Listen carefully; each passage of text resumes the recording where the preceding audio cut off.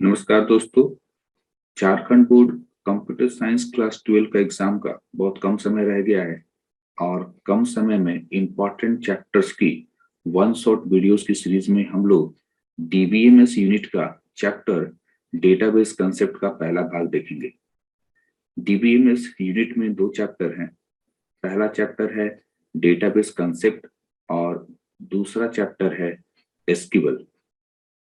DBMS से 8 marks के questions आते हैं और ये डीबीएमएस यूनिट बाकी सभी यूनिट खासतौर पर सी प्लस प्लस और डेटा स्ट्रक्चर की तुलना में आसान यूनिट है। तो हम लोग आसान यूनिट को पहले कंप्लीट करेंगे, जिसके लिए कोई बहुत ज़्यादा प्रोग्रामिंग नॉलेज की जरूरत नहीं होती है। ये एक डिफरेंट ही आपका पेपर होता है, डिफरेंट ही टॉपिक है आपका कंप्यूटर साइंस में। तो शुरू करते हैं। सबसे पहले हम लोग चैप्टर डेटाबेस कंसेप्ट। जैसा कि आप लोग चैप्टर का नाम देख रहे हैं, चैप्टर का नाम है डेटाबेस कंसेप्ट और डेटाबेस में आपको एक चीज नजर आ रहा है, वो है आपका डेटा। तो हम लोगों को पहले समझना पड़ेगा डेटा क्या होता है। ऐसे जो स्टूडेंट्स कंप्यूटर फंडामेंटल पढ़े हुए हैं या जिन्होंने सी प्लस प्लस पढ़ा हुआ है, तो वहां उन्होंने डेटा वर्ड को कई बार सुना होगा। तो यहाँ भी डेटा जो है वो कोई विशेष वर्ड नहीं है, ये वही वर्ड है जो हम लोग आमतौर पर सुनते चले आ रहे हैं। तो डेटा का डेफिनेशन है, a data is a collection of raw facts and figure. Data जो है रॉ फैक्ट्स एंड फिगर का कलेक्शन होता है।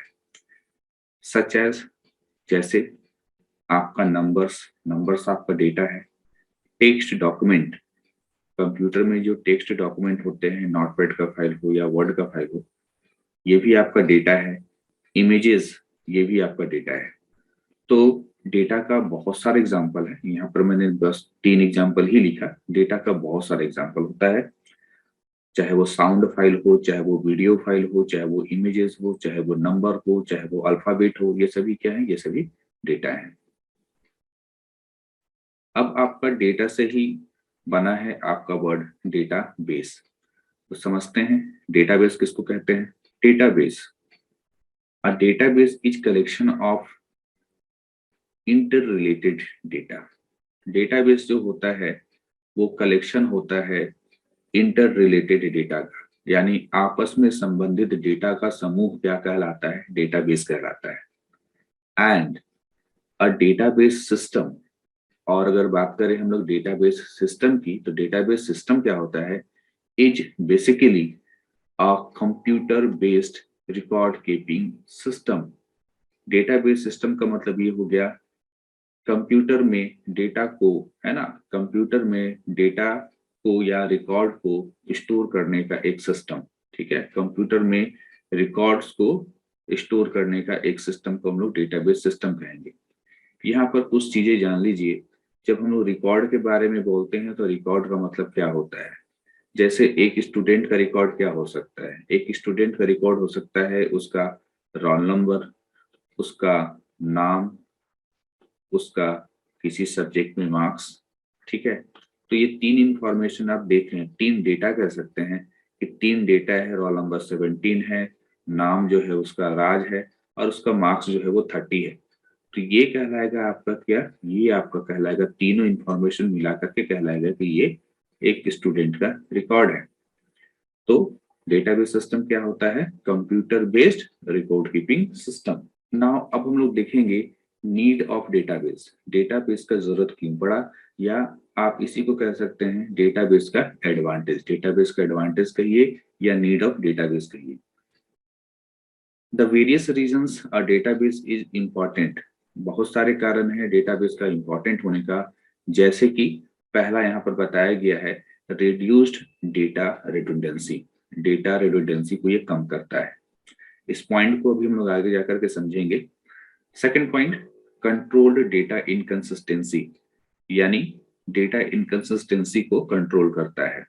तीसरा, शेयर्ड डेटा। चौथा, स्टैंडर्डाइज्ड डेटा। पांचवा, सिक्योर्ड डेटा। और छठा, इंटीग्रेटेड डेटा। सबसे पहले हम लोग देखेंगे डेटा रिडंडेंसी क्या होता है। ठीक है, डेटा रिडंडेंसी को कम करना।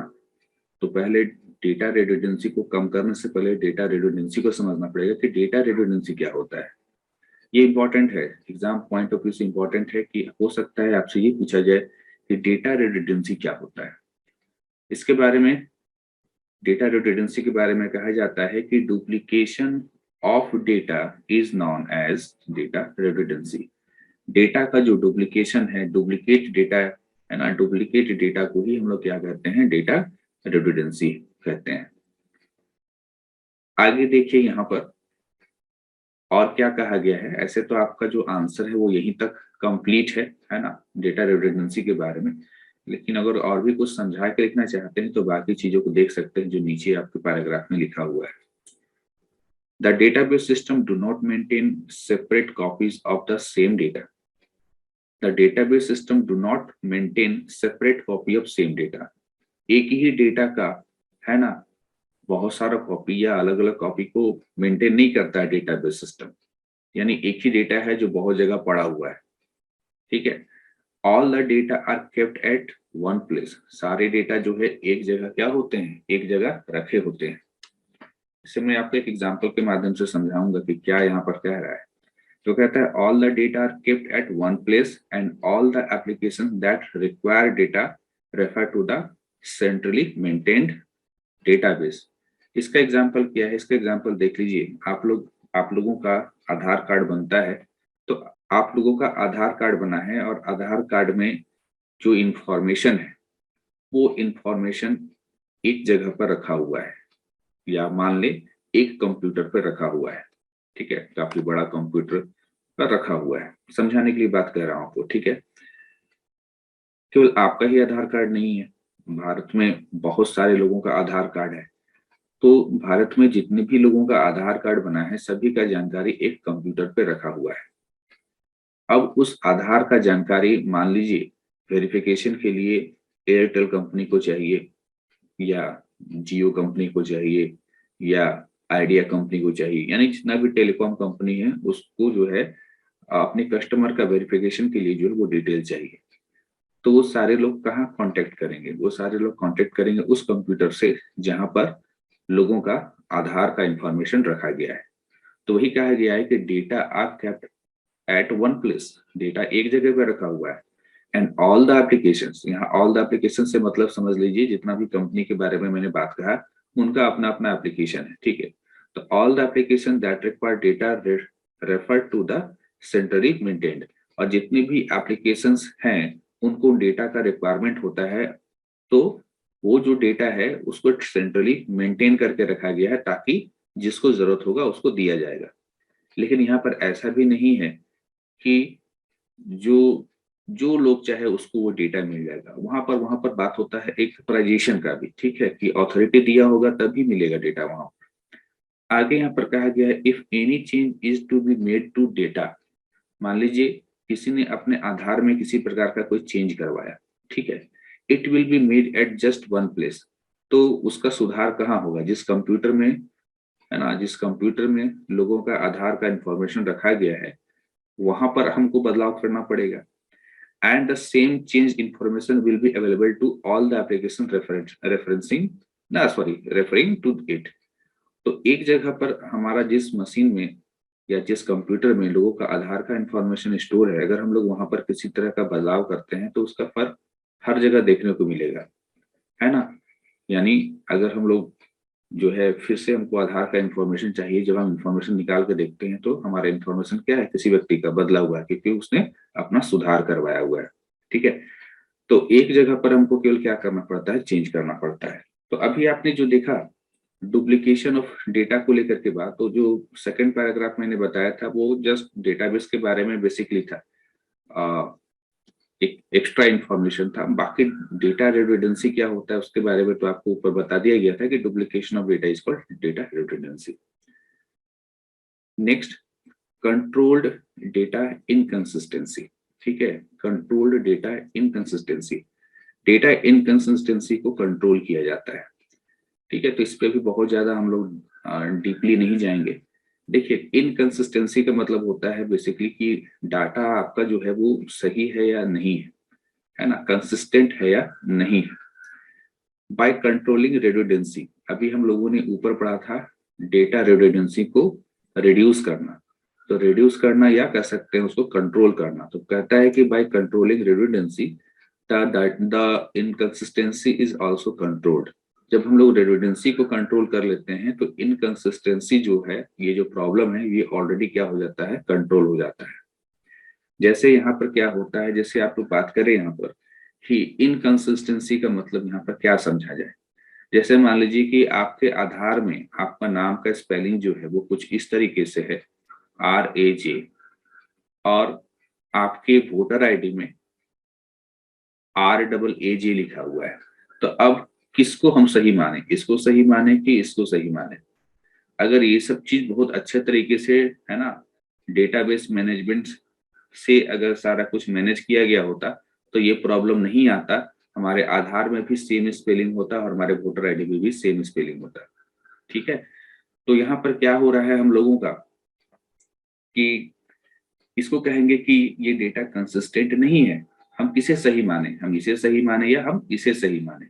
तो रेडुडेंसी के चलते, है ना, अगर रेडुडेंसी को अगर सही तरीके से कंट्रोल किया जाए तो ये इनकंसिस्टेंसी का प्रॉब्लम आपको देखने को नहीं मिलेगा। नेक्स्ट पॉइंट, शेयर्ड डेटा क्या होता है? कहता है sharing of data means individual piece of data in the database में be shared among several different users. Sharing of data का मतलब ये हो गया कि प्रत्येक व्यक्ति को सेम डेटा क्या किया जाए, शेयर किया जाए। जैसे अगर किसी का रिजल्ट निकला है, अगर मेरा ही मान लीजिए कोई रिजल्ट निकला है, तो हम भी अपने मोबाइल पे देख सकते हैं। उसी टाइम मेरा रिजल्ट मेरे पेरेंट्स भी देख सकते हैं, मेरा छोटा भाई भी देख सकता है, मेरा बड़ा भाई भी देख सकता है। तो एक ही डेटा क्या किया जा रहा है, लोगों के बीच शेयर हो रहा है। ठीक है, तो आप लोग जो इंटरनेट पे रिजल्ट वगैरह देखते हैं तो उसके पीछे कौन सा चीज काम कर रहा है, उसके पीछे डेटाबेस सिस्टम काम कर रहा है। तभी एक ही डेटा को आप अलग अलग डिवाइसेस पे सेम टाइम पे देख पा रहे हैं। तो यहाँ पर वही कह रहा है कि डेटाबेस में be shared among several different users so that each of those user may have access to the same piece of data। तो चूंकि यहाँ पर शेयरिंग का फैसिलिटी मिलता है, इसीलिए जो है एक टाइम में बहुत सारे लोग सेम डेटा को क्या कर सकते हैं, एक्सेस कर सकते हैं। Each of they may use it for different purpose. और यहाँ पर क्या कह रहा है कि यहाँ पर जो भी आपका डेटा को लोग ले रहे हैं, उनको डेटा को यूज करने का अपना अलग अलग पर्पस हो सकता है। यानी सेम डेटा बहुत सारे लोगों के बीच दिया जा रहा है और अलग अलग लोग उस डेटा को अपने अलग अलग पर्पस के लिए जो है डेटा को ले रहे होते हैं। तो यहाँ पर शेयरिंग ऑफ डेटा एक बहुत अच्छा इंपॉर्टेंट फीचर है, बहुत अच्छा फीचर है किसका, डेटाबेस सिस्टम का। स्टैंडर्डाइज्ड डेटा, इसका मतलब क्या हुआ?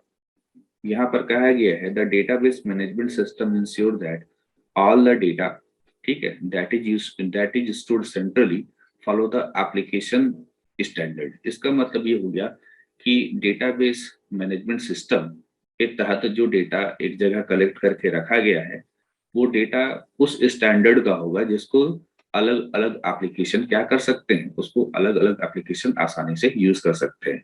यानी आपका डेटा को एक स्टैंडर्ड फॉर्म में स्टोर करके रखता है। नेक्स्ट है सिक्योर्ड डेटा। तो अब सिक्योर्ड का मतलब तो आप समझ ही रहे हैं, सिक्योरिटी, कि आपका डेटा ज्यादा सिक्योर है किसमें, डेटाबेस मैनेजमेंट सिस्टम के तहत। तो आगे कहा गया है कि a database management system ensure data security and privacy by ensuring that the only means of access to the database is through the proper channel. यहाँ पर यह कह रहा है कि डेटाबेस मैनेजमेंट सिस्टम इस चीज को इंश्योर करता है, आपको आश्वस्त करता है किसके लिए, डेटा की सिक्योरिटी के लिए और डेटा के प्राइवेसी के लिए। ठीक है, इसका मतलब ये हो गया कि डेटाबेस को कैसे यूज किया जाएगा, तो डेटाबेस को एक प्रॉपर चैनल के तहत यूज किया जाएगा। यहाँ पर प्रॉपर चैनल का मतलब क्या है, यहाँ पर प्रॉपर चैनल का मतलब होता है कि एक तरीका बताया गया कि हाँ डेटा को ऐसे यूज कर सकते हैं, इस रूल के तहत यूज कर सकते हैं, इस शर्त के अनुसार यूज कर सकते हैं। तो वो जो रूल है, वो जो शर्त है, उसी को कहा जा रहा है प्रॉपर चैनल, कि डेटा को किस प्रकार से इस्तेमाल किया जा सकता है वो चीज बताया जाता है। And also by carrying out authorization checks, साथ ही साथ ऑथराइजेशन चेक से भी क्या होना पड़ता है, गुजरना पड़ता है। यानी कि डेटा जो है वो सही हाथों में जा रहा है कि नहीं जा रहा है। यही सब है आपका क्या, security. Next, integrated data. Integrated data के बारे में कहा गया है कि data integrity in database makes sure that the data is accurate and consistent in a database. Data integrity जो होता है डेटाबेस के अंदर, वो इस चीज को इंश्योर करता है, इस चीज को आश्वस्त करता है कि जो डेटा स्टोर है वो एक्यूरेट है और कंसिस्टेंट है। डेटाबेस में स्टोर किया गया डेटा जो है वो एक्यूरेट है और कंसिस्टेंट है। जैसे मान लीजिए किसी का डेट ऑफ बर्थ, अब किसी का डेट ऑफ बर्थ अगर डाल दिया कोई 32/4/2020, अब 32 तो तारीख होता नहीं है, ठीक है, तो आप इसको तो एक्यूरेट डेटा तो नहीं कहेंगे। तो इंटीग्रेटेड डेटा का मतलब है कि जब भी हम लोग डेटाबेस में डेटा स्टोर करते हैं तो चेक होता है कि डेटा जो है आपका एक्यूरेट है कि नहीं। अगर एक्यूरेट डेटा नहीं होगा तो उसको स्टोर करने नहीं देगा। तो ये फैसिलिटी हमको मिलता है डेटाबेस सिस्टम में। Next, what is data security. Data security को डिफाइन करना, देखिए एग्जाम पॉइंट ऑफ व्यू से ये जो छोटा छोटा डेफिनेशन आप लोग देख रहे हैं, what is data security, what is privacy of data, तो ये छोटा छोटा 3 लाइन 4 लाइन का डेफिनेशन आपको याद करके रखना है एग्जाम के लिए। तो चलिए देखते हैं डेटा सिक्योरिटी क्या है। यहाँ पर कहा जा रहा है कि data security refers to protection of data against accidental और intentional disclosure to unauthorise person और अनऑथराइज मॉडिफिकेशन और डिस्ट्रक्शन। तो यहाँ पर इसको चीजों को तोड़ तोड़ के समझना पड़ेगा। डेटा सिक्योरिटी का मतलब होता है प्रोटेक्शन ऑफ डेटा, ठीक है। डेटा सिक्योरिटी का मतलब क्या होता है? प्रोटेक्शन ऑफ डेटा, यानी डेटा का सुरक्षा। अगेंस्ट किससे? तो कभी कभी क्या हो जाता है, कभी कभी एक्सीडेंटली, है ना, या कभी कभी जानबूझ करके। कभी कभी एक्सीडेंटली मेरा डेटा किसी को शो हो गया, किसी को दिखाई दे गया, या कभी कभी जानबूझ करके कोई मेरे डेटा को शो कर देता है। जैसे आप लोग नहीं सुनते हैं कि फेसबुक का डेटा जो है लीक हो गया, या फेसबुक का जो लोगों का इंफॉर्मेशन है ना, वो डिस्क्लोज हो गया। तो किसी ने जानबूझ कर दिया होता है, या कभी कभी एक्सीडेंटली होता है। तो ये चीज ना हो, यही है आपका डेटा सिक्योरिटी, कि ये सब चीज ना हो। इन सभी चीजों से जो प्रोटेक्शन है उसी को डेटा सिक्योरिटी कहते हैं। आगे कहा गया है कि डेट की जो प्रोटेक्शन ऑफ डेटा किसके खिलाफ, कि एक्सीडेंटली या इंटेंशनल, या तो दुर्घटनावश या फिर जानबूझ करके डिस्क्लोजर ना हो, है ना, यानी लोगों के सामने मेरा डाटा ना आए, है ना। टू अनऑथराइज पर्सन, किसको? मतलब जिस व्यक्ति को अथॉरिटी नहीं है, जिस व्यक्ति को अधिकार नहीं है मेरा डेटा को देखने का, उसके पास या तो एक्सीडेंटली चला जाए मेरा डेटा, या जानबूझ करके चला जाए, या अनऑथराइज मॉडिफिकेशन, या कोई मेरे डेटा को अनऑथराइज तरीके से मॉडिफाई ना कर सके, कि पता चल रहा है कि मेरा डेटा को क्या कर दिया, उसने मॉडिफाई कर दिया, ठीक है। और डिस्ट्रक्शन, या फिर हो सकता है कि मेरे डेटा को डिलीट कर दिया। अब जैसे गलती से किसी ने आपका फेसबुक अकाउंट हैक कर लिया, तो फेसबुक अकाउंट हैक करने के बाद हो सकता है ना कि आपके अकाउंट में जाकर के मॉडिफिकेशन कर दे, या आपके अकाउंट में किसी प्रकार का कोई डिलीशन कर दे, ठीक है। तो इन सभी से सुरक्षा को ही लोग क्या कहते हैं, डेटा सिक्योरिटी कहते हैं।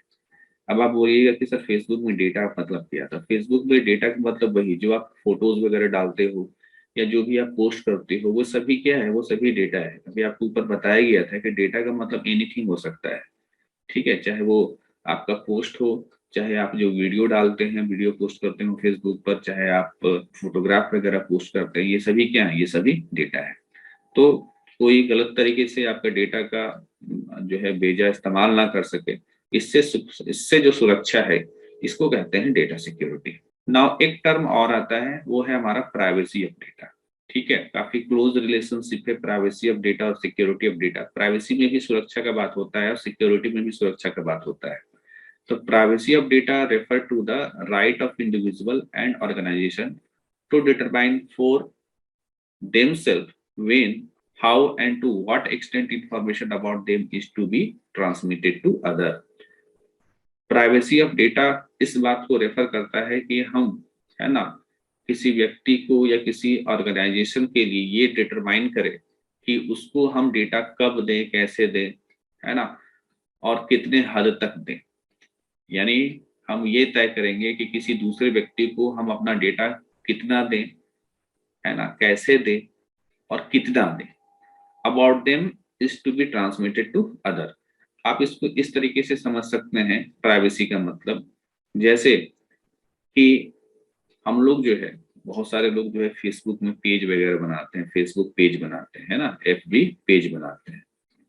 हम लोगों के चैनल का भी जो है एफबी पेज है। अब एफबी पेज में ऐसा तो नहीं है कि जो है उस पेज को एक ही आदमी क्या कर सकता है, चला सकता है, नहीं, उसको बहुत सारे लोग चला सकते हैं। एक तो उसमें होता है एडमिन, एडमिनिस्ट्रेटर जो उस पेज को चला रहा है। इसके अलावा उसमें और भी लोगों का रोल होता है। एक होता है एडिटर, जिसका काम क्या होगा, वो एडमिन तो नहीं है लेकिन हमने उसको इतना अधिकार दे दिया है कि मेरे फेसबुक में वो पोस्ट कर सकता है।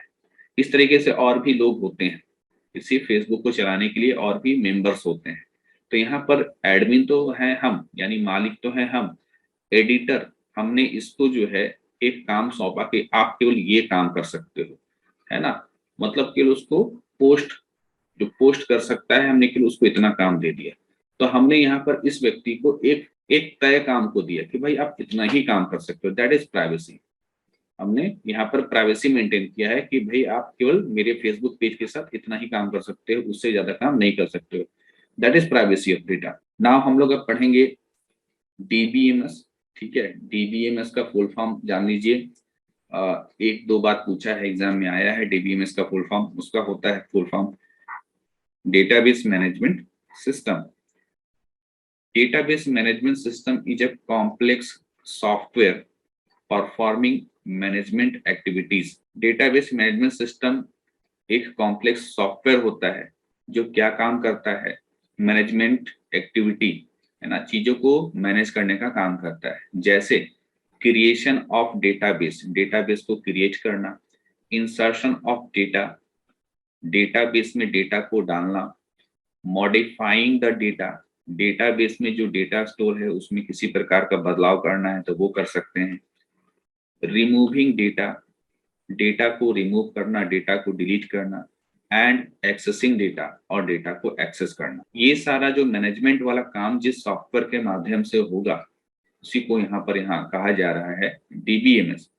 हालांकि यहाँ पर आप इसको सॉफ्टवेयर नहीं, आप इसको हार्डवेयर प्लस सॉफ्टवेयर का कॉम्बिनेशन भी कहेंगे। ठीक है, हार्डवेयर प्लस सॉफ्टवेयर का कॉम्बिनेशन होता है जिसके तहत आप ये सारा काम कर सकते हैं।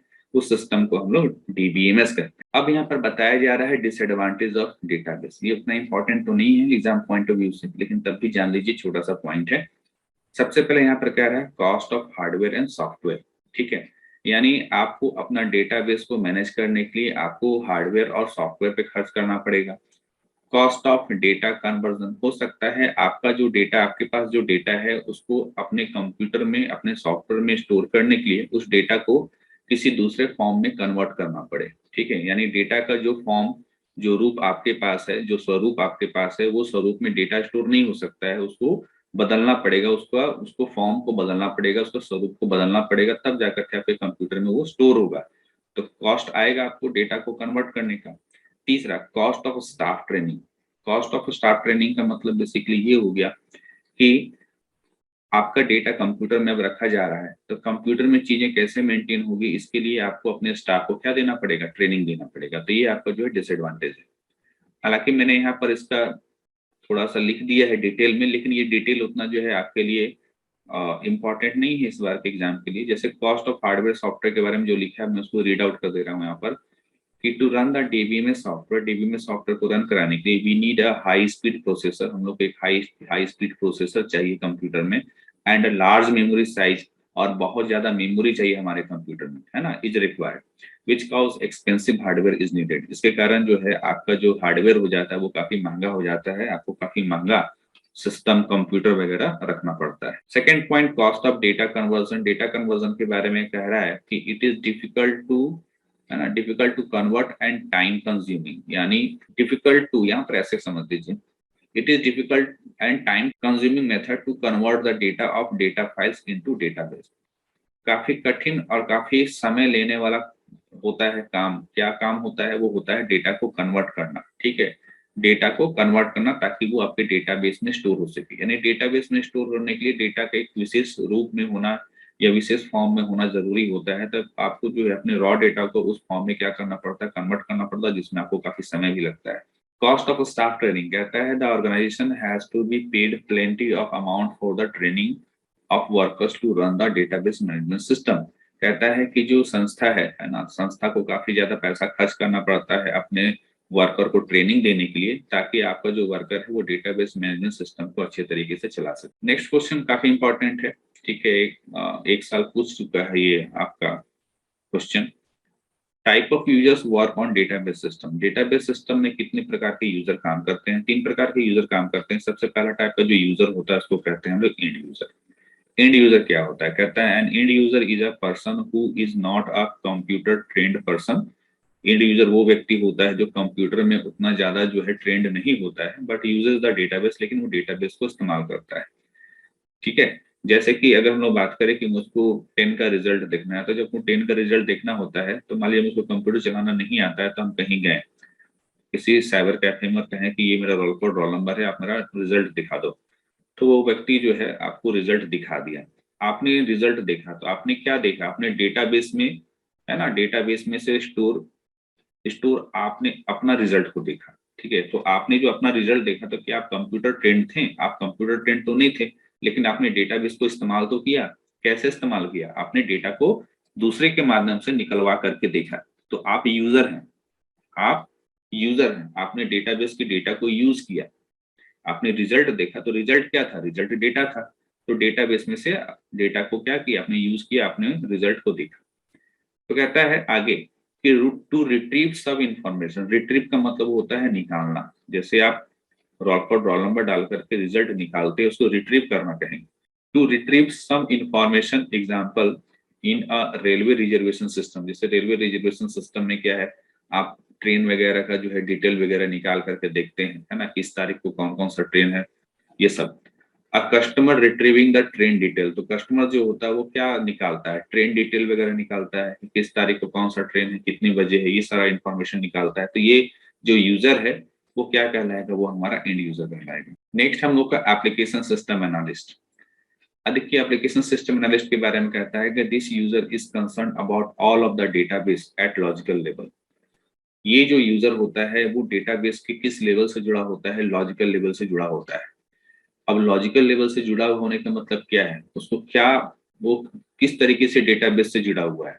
That is what all data constitute the database. उसको मालूम होता है कि डेटाबेस किन डेटा से मिलकर के बना हुआ है, क्या क्या डेटा से मिलकर बना हुआ है। What are the relationship between the data entities etc. साथ ही साथ उसको ये भी मालूम होता है कि जितने भी डेटा आपके डेटाबेस में स्टोर है, उन डेटा के बीच में आपसी रिलेशन क्या है, आपसी संबंध क्या है। थर्ड टाइप का जो यूजर, उसके बारे में कहा गया है फिजिकल स्टोरेज सिस्टम एनालिस्ट। कहता है this user is concerned with the physical implementation detail of the database. ये जो यूजर होता है उसको जानकारी होता है कि फिजिकली किस तरीके से डेटाबेस को इम्प्लीमेंट किया गया है। यहाँ पर फिजिकली का मतलब ये है ना, जैसे यहाँ पर बता भी दिया गया है, सच एज विच स्टोरेज डिवाइस, कि आपका जो डेटाबेस है वो किस स्टोरेज डिवाइस में स्टोर है। स्टोरेज डिवाइस जैसे कि कंप्यूटर में स्टोर करने के लिए क्या होता है? हार्ड डिस्क होता है, मेमोरी होता है। ठीक है, तो फिजिकल स्टोरेज सिस्टम एनालिस्ट वो यूजर होता है जिसको पता होता है कि डेटाबेस जो है कौन से स्टोरेज डिवाइस में स्टोर है। विच स्टोरेज टेक्निक, कौन से स्टोरेज टेक्निक का जो है इस्तेमाल किया जाना चाहिए डेटा को स्टोर करने के लिए। यानी फिजिकल तौर पर डेटा जो है अल्टीमेटली स्टोर कहाँ रहता है? हार्डवेयर में रहता है, यानी मेमोरी में रहता है। तो मेमोरी में चीजें किस प्रकार से स्टोर है, ये सारी जानकारी किसको होगी? किस व्यक्ति को होगी? उस व्यक्ति को हम लोग फिजिकल स्टोरेज सिस्टम एनालिस्ट कहते हैं। नेक्स्ट हमारा जो है टॉपिक है वो है डेटा एब्स्ट्रैक्शन। डेटा एब्स्ट्रैक्शन क्या होता है? तो डेटा एब्स्ट्रैक्शन के बारे में कहा जाता है data abstraction refer to the process of hiding irrelevant details from the user. Data abstraction का मतलब होता है कि जो गैर जरूरी चीजें हैं, जो जरूरी चीजें नहीं है ना, उसको गैर जरूरी चीजें बोलते हैं।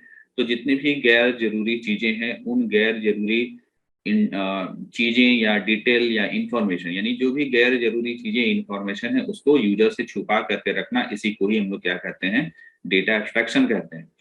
यहाँ पर कहा गया कि there are three level of abstraction, है ना। डेटा एब्स्ट्रैक्शन का जो होता है वो 3 लेवल होता है।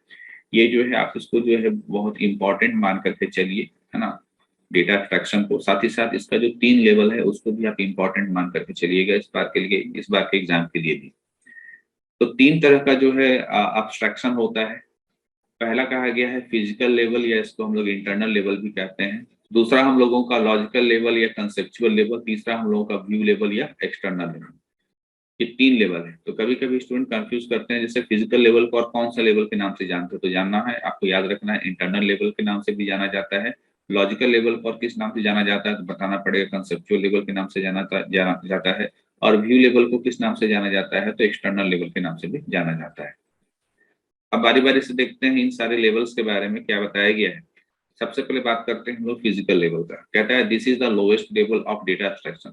Lowest level of data abstraction का मतलब होता है कि इस लेवल में बहुत कम चीजें ही, है ना, बहुत कम चीजें ही छुपी हुई होती है ना, बहुत कम चीजें ही छुपी हुई होती है इस लेवल में। It describe how data is actually stored in database. ये लेवल ये बताता है कि एक्चुअली डेटा किस प्रकार से डेटाबेस के अंदर स्टोर है, यहाँ पर हमको जानकारी मिल जाता है।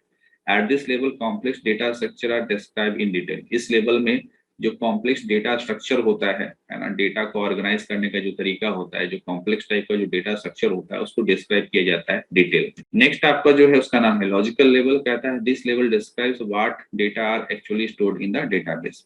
ठीक है, लॉजिकल लेवल में ये पता चलता है कि क्या क्या डेटा एक्चुअली डेटाबेस में स्टोर है। तो यहाँ पर बात हो रहा है व्हाट डेटा का, कि क्या क्या डेटा हमारा जो है डेटाबेस में स्टोर है। और ये जो फिजिकल लेवल हमने अभी यहाँ पर देखा था, यहाँ पर होता है कि हाउ डेटा, है ना, डाटा किस प्रकार से स्टोर है। यहाँ पर बात होगा किस प्रकार से स्टोर है, और यहाँ पर बात होगा लॉजिकल लेवल में कि क्या डेटा स्टोर है। अब बात करते हैं तीसरा लेवल जिसका नाम है व्यू लेवल। इसके बारे में कहता है this is the level closest to the user. ये वो लेवल है जो यूजर के काफी करीब है। यूजर कौन है? यूजर यानी हम लोग। ठीक है, जैसे हम लोग ट्रेन का जाकर के डिटेल देखते हैं तो हम क्या कहलाएंगे, हम लोग किस लेवल में होंगे, हम लोग व्यू लेवल में होंगे, यानी हम लोग व्यू लेवल का यूजर कहलाएंगे। तो this is the level closest to the user and is concern with the way in which the data are viewed by individual user. ये वो लेवल होता है जहां पर हम लोग ये देखते हैं कि कोई व्यक्ति डेटा को किस प्रकार से देखता है। ठीक है, किस प्रकार से डेटा को देखता है। अब देखिए यहाँ पर एक चीज है, व्यू। व्यू एक या एक से ज्यादा हो सकता है, सो मेनी व्यू हो सकते हैं। लॉजिकल लेवल केवल एक होता है और फिजिकल लेवल भी एक होता है। कभी कभी एमसीक्यू में पूछा जाता है कि लॉजिकल लेवल कितना होता है, एक होता है, दो होता है, तीन होता है, चार होता है, बताना हमेशा एक होता है। फिजिकल लेवल कितना होता है, एक होता है, दो होता है, तीन होता है, तो बताना फिजिकल लेवल केवल एक होता है। और बोले कि व्यू लेवल कितना होता है तो ये इसका आंसर आप लिख सकते हैं मेनी हो सकते हैं। ठीक है, एक या एक से ज्यादा भी हो सकते हैं। तो यहाँ पर आपने जो फिगर देखा, यहाँ पर इस फिगर में बताया गया था three level of data abstraction. Data abstraction का तीनों लेवल को बताया गया था। ना आगे चलते हैं, what is data independence. Data independence क्या होता है, ये भी इंपॉर्टेंट आपका जो है डेफिनेशन है। क्वेश्चन बैंक में आपको ये क्वेश्चन देखने को मिलेगा, किसी साल ये क्वेश्चन पूछा गया था। इसके बारे में कहा जाता है the ability to modify a schema definition. देखिए स्कीमा का मतलब होता है स्ट्रक्चर। ठीक है, स्कीमा का मतलब क्या होता है, structure. The ability to modify a schema definition in one level without affecting a schema definition in the next higher level is called data independence। देखिए यहाँ पर कहा यह जा रहा है कि आपने यहाँ पर ये तीन लेवल देखा, ठीक है, तो इसका अपना जो है, इसका अपना एक स्ट्रक्चर होगा। ठीक है, इस लेवल का अपना एक स्ट्रक्चर होगा, इस लेवल का भी अपना एक स्ट्रक्चर होगा, और इस लेवल का भी अपना क्या होगा, एक स्ट्रक्चर होगा। हर एक लेवल का अपना अपना क्या होता है, अपना एक स्ट्रक्चर होता है। इसी स्ट्रक्चर को हम लोग स्कीमा बोलते हैं। इसी स्ट्रक्चर को हम लोग, एक अदर वर्ड यूज होता है हमारा डेटाबेस में, उसको कहते हैं स्कीमा। तो फिजिकल लेवल का स्कीमा यानी फिजिकल लेवल का स्ट्रक्चर, लॉजिकल लेवल का स्कीमा यानी लॉजिकल लेवल का स्ट्रक्चर, और व्यू लेवल का स्कीमा यानी व्यू लेवल का स्ट्रक्चर। तो तीनों लेवल का अपना अपना एक स्ट्रक्चर होता है। डेटा इंडिपेंडेंस के बारे में अभी बेसिकली पीछे नीचे यही बताया गया था कि इस लेवल के स्ट्रक्चर में किसी प्रकार का चेंज करें तो इस लेवल को कोई फर्क ना पड़े। ठीक है, इस लेवल में किसी प्रकार का हम चेंज करें तो उसके नेक्स्ट हायर लेवल पर, है ना, कोई फर्क ना पड़े, इसी को डेटा इंडिपेंडेंस कहते हैं। फिर से इसको दोहरा देते हैं, द एबिलिटी, वो क्षमता, to modify a schema definition in one level, किसी एक लेवल का स्कीमा डेफिनेशन को यानी उसके स्ट्रक्चर को चेंज करते हैं without affecting a schema definition in next higher level, और इसका प्रभाव या इससे कोई प्रभाव नेक्स्ट हायर लेवल के स्कीमा पर ना पड़े, इसी को हम लोग डेटा इंडिपेंडेंस कहते हैं। यहाँ पर कहता है कि there are two levels of data independence. Data independence जो है दो प्रकार का होता है, पहले को कहते हैं फिजिकल डेटा इंडिपेंडेंस और दूसरे को कहते हैं हम लोग लॉजिकल डेटा इंडिपेंडेंस। सबसे पहले बात करते हैं फिजिकल डेटा इंडिपेंडेंस की। कहता है the ability to modify the schema followed at the physical level without affecting the schema followed at the conceptual level, that is the application program remains the same even how the schema at physical level gets modified। देखिए physical data independence के बारे में क्या कहा गया है। हम लोग जानते हैं कि सबसे नीचे जो होता है वो फिजिकल लेवल होता है और उसके ऊपर जो है लॉजिकल या कंसेप्चुअल लेवल होता है। सबसे नीचे कौन सा होता है, सबसे नीचे जो है हमारा फिजिकल लेवल होता है और उससे पीछे उससे ऊपर जो हमारा लॉजिकल लेवल कहते हैं या फिर हम उसको कंसेप्चुअल लेवल कहते हैं। तो यहाँ पर ये कहा जा रहा है फिजिकल डेटा इंडिपेंडेंस का मतलब ये हो गया कि आप जो है इस लेवल पर, फिजिकल लेवल पर, है ना, फिजिकल लेवल पर इसका जो स्कीमा है, इसका जो स्ट्रक्चर है, इसमें किसी प्रकार का चेंज करते हैं। The ability to modify the schema followed at the physical level without affecting the schema followed at the conceptual level। कहने का मतलब इस लेवल में किसी प्रकार का अगर हम कोई चेंज कर रहे हैं और इसका प्रभाव इसके ऊपर वाले लेवल पे ना पड़े, इसी को हम लोग क्या कहते हैं, फिजिकल डेटा इंडिपेंडेंस कहते हैं। That is the application program remains the same. इसका मतलब है कि इस लेवल पर जो भी एप्लीकेशन चल रहा होगा, ठीक है, जो भी एप्लीकेशन चल रहा होगा, प्रोग्राम रिमेन्स द सेम, वो एप्लीकेशन सेम रहेगा, ठीक है, same even though the schema at physical level get modified. हाँ ये हो सकता है कि फिजिकल लेवल पर जो स्ट्रक्चर है उस स्ट्रक्चर में हम चेंज कर दिए, है ना, फिजिकल लेवल का जो स्ट्रक्चर है उसमें हम चेंज कर दिए और इसके चलते मुझको उसके ऊपर के लेवल यानी लॉजिकल लेवल पर जो एप्लीकेशन चल रहा है उसमें किसी प्रकार का चेंज ना करना पड़े। That is physical data independence. Now बात करते हैं हम लोग लॉजिकल डेटा इंडिपेंडेंस की। तो देखिए यहाँ पर लॉजिकल के समझने के लिए ऐसे समझ लीजिए, सबसे नीचे जो होता है वो हमारा फिजिकल लेवल होता है, उससे ऊपर जो हमारा होता है वो लॉजिकल लेवल होता है, उससे ऊपर हमारा जो होता है वो व्यू लेवल होता है। सबसे ऊपर क्या होता है, व्यू लेवल होता है, उससे नीचे हमारा लॉजिकल लेवल होता है, उससे नीचे हमारा क्या होता है, फिजिकल लेवल होता है। तो यहाँ पर कहा गया है कि the ability to modify the conceptual schema, यानी कि कंसेप्चुअल यानी लॉजिकल को ही कंसेप्चुअल बोलते हैं। तो इस लेवल पर हम, है ना, ability to modify the conceptual schema यानी इस लेवल पर इसका जो स्ट्रक्चर है उसमें किसी प्रकार का हम क्या कर रहे हैं, इस किसी प्रकार का चेंज कर रहे हैं, है ना, लॉजिकल लेवल पर जो स्ट्रक्चर है उसमें किसी प्रकार का चेंज कर रहे हैं without causing any change in the schema followed at view level, और इसका प्रभाव मेरे इसके ऊपर वाले लेवल पे ना पड़े, इसको कहते हैं हम लोग लॉजिकल डेटा इंडिपेंडेंस। इस चीज को अगर बहुत बेहतर तरीके से आपको समझना है तो एक छोटा सा एग्जांपल आपको यहाँ पर दे देते हैं जो कि शायद आपको समझने में काफी आसानी होगा उस चीज को। जैसे आप लोग जानते हैं कि मान लीजिए कि ये जो है एक घर है, उसके ऊपर एक और घर है, ठीक। अब देखिए यहाँ पर क्या है कि अगर हम ये जो नीचे वाले घर है उस नीचे वाले घर में हम कुछ चेंजेस करा रहे हैं, जैसे पहले इसका जो कलर था वो कलर हमने जो है पिंक कलर का इसका दीवार रंगा हुआ था। अब हमने इसके दीवार के कलर को, घर के, है ना, नीचे वाला जो कमरा है उसका कलर तो हम लोग येलो कर देंगे। हमने यहाँ पर चेंज किया, हमने कोई यहाँ पर क्या किया, बदलाव किया। क्या इस बदलाव से इस ऊपर वाले को कोई फर्क पड़ेगा? कोई फर्क नहीं पड़ेगा। इसको कहते हैं इंडिपेंडेंस। लेकिन वही अगर हम कुछ ऐसा काम कर रहे हैं कि ये नीचे वाले घर है, इसमें जो है इसका दीवार तोड़ना शुरू किया कि नहीं, इधर से हमको खिड़की खोलना है, इधर से हमको दरवाजा खोलना है। अब ये जब तुम करने लगोगे आप, है ना, चेंजेस, इस प्रकार का चेंजेस करो कि इधर का दीवार तोड़ो उधर का दीवार तोड़ो, तो ये तो नींव तो फिर कमजोर हो जाएगा। हो सकता है ये ऊपर वाला घर धड़ाम से गिर जाए, ठीक है। तो यहाँ पर क्या हो रहा है कि नीचे वाले में आपने जो चेंज कर रहे हैं उसके चलते ऊपर वाले को फर्क पड़ रहा है। लेकिन इस पहले वाले एग्जांपल में क्या था, जहाँ पर आप कलर चेंज कर देते हैं, यहाँ पर आप घर में किसी प्रकार का कलर का चेंज कर रहे हैं, यानी किसी प्रकार का चेंज कर रहे थे, इससे ऊपर वाले घर को कोई फर्क नहीं पड़ रहा था। तो जो फर्स्ट वाला जो एग्जांपल था वो डाटा इंडिपेंडेंस का था, और जो सेकंड वाला एग्जांपल है उसमें डाटा इंडिपेंडेंस आप नहीं कर सकते हैं कि डाटा इंडिपेंडेंस यहाँ पर हो रहा है, क्योंकि यहाँ पर हम लोग नीचे वाले लेवल पे चेंज कर रहे हैं जिससे उसका फर्क जो है ऊपर वाले को पड़ रहा था। तो ये डाटा इंडिपेंडेंस नहीं है, ये आपका डाटा इंडिपेंडेंस है, वो जो आपको एग्जांपल बताएं कलर वाला। अब हम लोग बात करते हैं डिफरेंट डेटा मॉडल की, ठीक है, डेटा मॉडल के बारे में बात करते हैं। देखिए डेटा मॉडल क्या होता है। डेटा मॉडल का अभी सिंपल सा अर्थ समझ लीजिए कि डेटा को जब आप स्टोर करके रखते हैं तो डेटा को स्टोर करने का अलग अलग तरीका होता है। डेटा को स्टोर करने का अलग अलग मैकेनिज्म होता है, अलग अलग तरीका होता है, अलग अलग टेक्निक होता है। इन्हीं मैकेनिज्म, टेक्निक या तरीके को हम लोग डेटा मॉडल बोलते हैं। चलिए यहाँ पर देख लेते हैं। अ data model define the logical design, है ना, लॉजिकल डिजाइन को डिफाइन करता है डेटा मॉडल।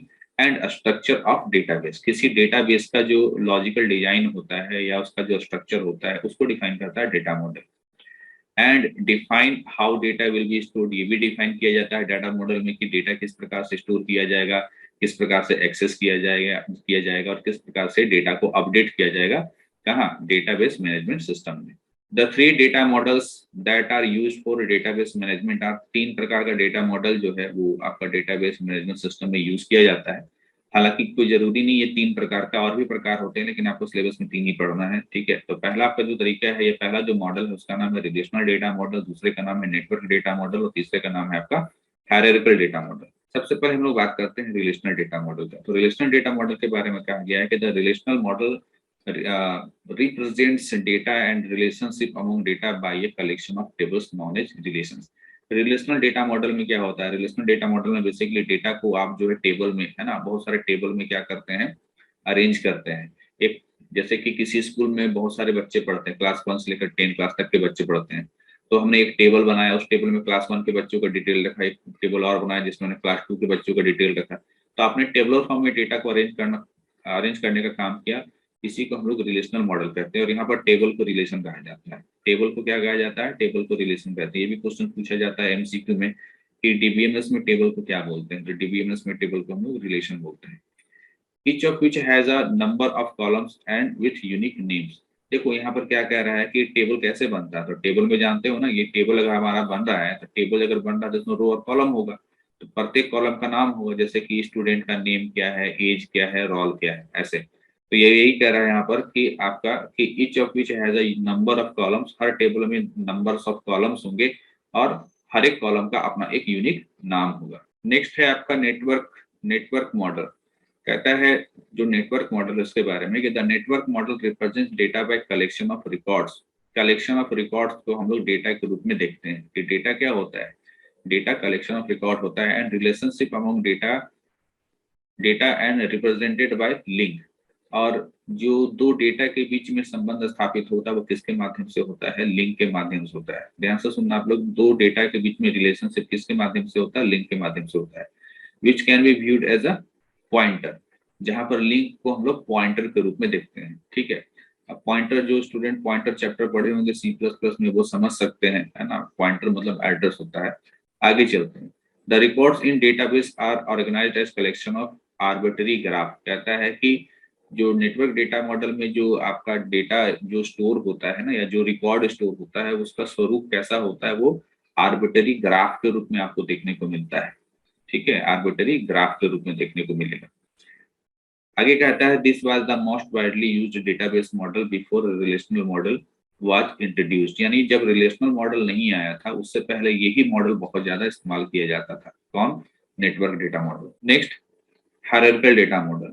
कहता है this database model organize data into a tree like structure. ये जो आपका डेटाबेस मॉडल है, इसमें डेटा को किस प्रकार से ऑर्गेनाइज किया जाता है? ट्री लाइक स्ट्रक्चर, है ना। ट्री लाइक स्ट्रक्चर के जैसा जो है इसमें डेटा को स्टोर किया जाता है।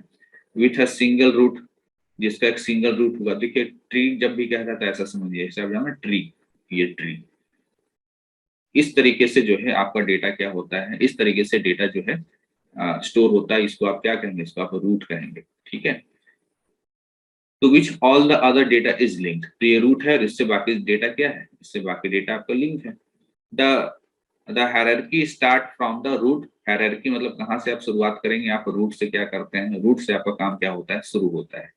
Root data and expand like a tree, और ट्री की तरह ये फैलता चला जाएगा। एडिंग चाइल्ड नोड, और ये जो आप चीजों को जोड़ रहे हो ना, इसको हम लोग क्या बोल रहे हैं? इसको हम लोग नोड बोल रहे हैं। ऊपर वाला रूट है और बाकी सब नीचे जो है वो क्या है? बाकी सब क्या है? बाकी सबको हम आप जो है चाइल्ड नोड कहेंगे टू द पेरेंट नोड। और ये जो रूट है इसको हम लोग पेरेंट नोड कहेंगे। तो ये हमारा पेरेंट नोड कहलाएगा सबसे ऊपर वाला। बाकी जितने भी नीचे हैं सबको हम लोग क्या कहेंगे? सबको हम लोग चाइल्ड नोड कहेंगे। आगे क्या कहा गया है? The hierarchical model data is organised into tree like structure with one two many relationship. One two many relationship इसके बीच में चलता है। Between two different types of data, one department can have many course. जैसे यहाँ पर example बताया गया है, जैसे एक डिपार्टमेंट में क्या हो सकते हैं? बहुत सारे कोर्सेस हो सकते हैं। तो डिपार्टमेंट एक रूट है, और जो कोर्सेस हो गया, एक डिपार्टमेंट में जो बहुत सारे कोर्सेस हैं वो चाइल्ड नोड हो गया। ठीक है। अब कहता है, वही कह रहा है कि एग्जांपल में कि one department can have many courses. एक डिपार्टमेंट में बहुत सारे कोर्सेस हो सकते हैं। Many professors and many student. एक डिपार्टमेंट में बहुत सारे कोर्स भी हो सकते हैं, बहुत सारे प्रोफेसर भी हो सकते हैं, बहुत सारे स्टूडेंट भी हो सकते हैं। तो देखिए यहाँ पर बताने का कोशिश किया गया हायरार्किकल डाटा मॉडल में कॉलेज में डिपार्टमेंट, और यहाँ पर आगे इंफ्रास्ट्रक्चर बताया गया है। ठीक है। इसमें भी और चीजें हो सकती हैं, लिखा यहाँ नहीं गया है। डिपार्टमेंट में बहुत सारे कोर्सेस हो सकते हैं, बहुत सारे टीचर हो सकते हैं, बहुत सारे स्टूडेंट हो सकते हैं। अब कोर्सेज में दो तरीके के कोर्सेज हो सकता है। कोर्सेज में जो है थ्योरी भी होगा और कोर्सेज में क्या होगा? लैब भी होगा। तो ये जो ट्री लाइक स्ट्रक्चर है ना, यही आपका हायरार्किकल डाटा मॉडल है। हायरार्किकल डाटा मॉडल में इसी प्रकार से डेटा को अरेंज किया जाता है। और एक चीज जान लीजिए आपके लिए, जो है जो नेटवर्क डेटा मॉडल और जो हायरार्किकल डाटा मॉडल है, ये बस डेफिनेशन भर ही आपको केवल पढ़ना है, इसमें डिटेलिंग नहीं पढ़ना है। जो डिटेलिंग हमको पढ़ना है वो हम लोग को रिलेशनल डेटा मॉडल में पढ़ना है। तो आज के लिए हम लोग इतना ही रखेंगे। नेक्स्ट वीडियो लेक्चर में हम लोग इसके बाकी के भी टॉपिक को कवर करेंगे, डीबीएमएस का। और ये जितना भी चीजें अभी बताई जा रही हैं थ्योरेटिकली, ये थ्योरेटिकली सारे चीजें जो है एग्जाम पॉइंट ऑफ व्यू से इंपॉर्टेंट है, और आप इसको आसानी से जो है याद भी कर सकते हैं। तो मिलते हैं नेक्स्ट वीडियो लेक्चर में, जिसमें हम लोग रिलेशनल डेटा मॉडल को इन डिटेल पढ़ेंगे, जैसा कि हमारे सिलेबस में बताया गया है। तब तक के लिए थैंक यू।